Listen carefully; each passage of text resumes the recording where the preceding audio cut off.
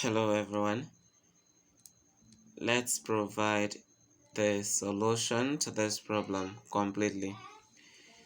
2a to the power of 4 equal to 32. And now from here we can just divide this by 2, because this can go with this.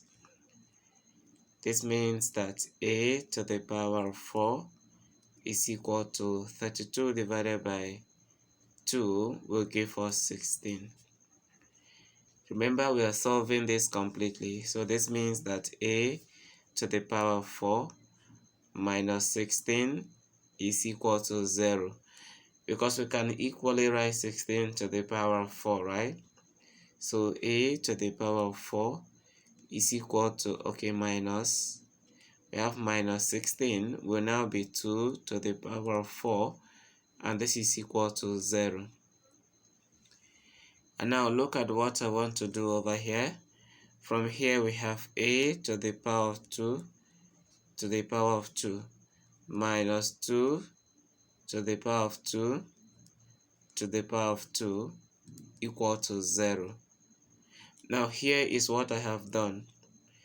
If you have x to the power of 2 to the power of 2, this is the same thing as x to the power of 4. Because if you have two powers, you are to multiply them, right? So this is what I have done. And if I multiply these two as well, I will have this. Multiply 2 and 2, I will have 4. Please note that this is just for explanation, right? Now, from here, we are going to apply difference of two squares. And for difference of two squares, let me use x again. If you have x to the power of 2 minus y to the power of 2, this is the same thing as x plus y into x minus y. So this is what you will have. So I'm going to apply the same thing to what I have over here, because our x is going to be a squared and our y is 2 squared. So let's substitute. In place of x plus y, I'm going to have a squared plus y, and our y is 2 squared. This will be in the first bracket, and then in the second bracket, x minus y squared, and that will be a squared minus 2 squared, and this will now be equal to 0. Now what do I do from here? This is the same thing as a squared plus 4.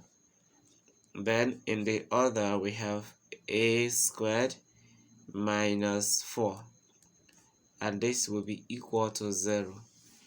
And you should also remember that if I had wanted to apply difference of two squares here, I would have done that, right?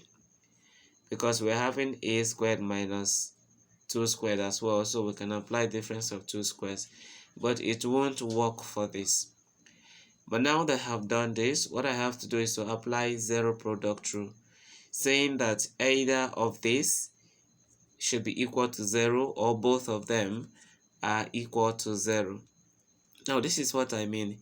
If you have x multiplied by y and this is giving you 0, so it is either x is equal to 0 or y is equal to 0, because if I say 0 times y, this is still 0, meaning that our x is now 0.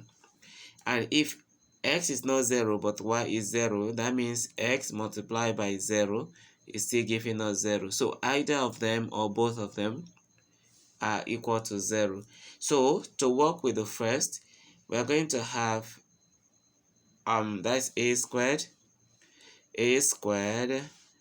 plus 4 to be equal to 0. Remember, I'm going back to pick what we have over there. So from here, a squared is equal to 0 minus 4, right? So I'm going to continue from here. We have a squared to be equal to 0 minus 4, meaning that a squared is equal to minus 4. Now find the square root of both sides, and in that way a will be equal to plus or minus, and we have square root of -4. Remember, I still have this to go and pick, right? Not that. Yes, I still have this to go and pick, right? I'm still dealing with this. I'll pick this later. So that's from here, our a will be equal to plus or minus. Now, because we are looking for square root of negative number, we can have, by the way, we can split this square root of 4 multiplied by square root of -1 because we have negative number. And to continue, we have a to be equal to plus or minus, we have square root of 4, that is 2, then multiply by square root of -1, and it's imaginary, so we have I. So from here we have two values of a. A is either equal to 2i or we have -2i. So here we have these two values, although they are not real solutions. Now let's go back and pick the other factor, which is a squared minus 4, and we'll equate this to 0, right? Okay, so this is what we have, and from here a squared is equal to 0 plus 4, and our a squared is equal to 4. Now the next thing I will do is to take the square root of both sides, and that way square root of a squared will be equal to positive or negative square root of 4. Now square root and square will go. A will now be equal to positive or negative square root of 4, and square root of 4 is 2. From here we're having two values of a as well, which means that a is equal to 2 or -2.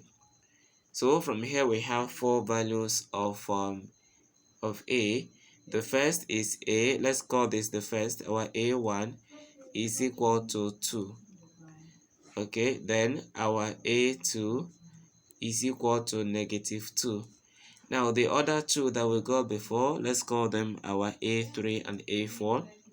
So our a3 will now be, we have 2i, and then our a4 is equal to -2i. So these are the four solutions to this equation. Remember, why are we getting four solutions? We are getting four solutions because the highest power of the unknown is 4. So there must or there should be 4 solutions. Thank you for watching.